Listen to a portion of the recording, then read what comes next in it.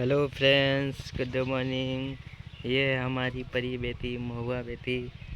आज है 4 जनवरी 2024 और आज बहुत ही मस्त धूप हुआ है।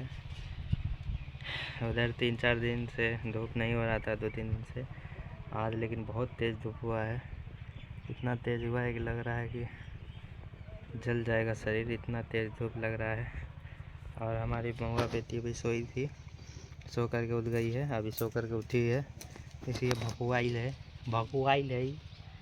हेलो कर दे, हेलो हेलो कर दे, हेलो कर दे, हेलो हेलो गाइस कर दे, हेलो हेलो कर दे, हेलो हेलो हेलो कर दे, हेलो हेलो गाइस कर दे। तो आप लोग प्लीज़ सपोर्ट कीजिए हम लोगों को। हम लोग बहुत गरीब हैं, देख सकते हैं हमारा घर कैसा है। देखिए, टीना का घर है, टूटल फूटल घर है, बहुत ही कमज़ोर घर है।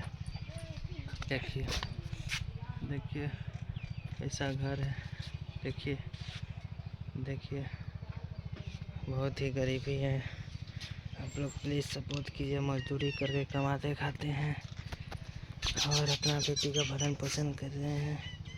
और हम इसके दादा दादी हम लोग को नहीं रखे हैं, घर से भगा दिए हैं, क्योंकि हम अपना मर्जी से शादी किए थे। इसीलिए इतनी से गलती है, लेकिन हम अपना जात में किए थे, अपना धर्म में किए थे, फिर भी नहीं लग रहे हैं वो लोग।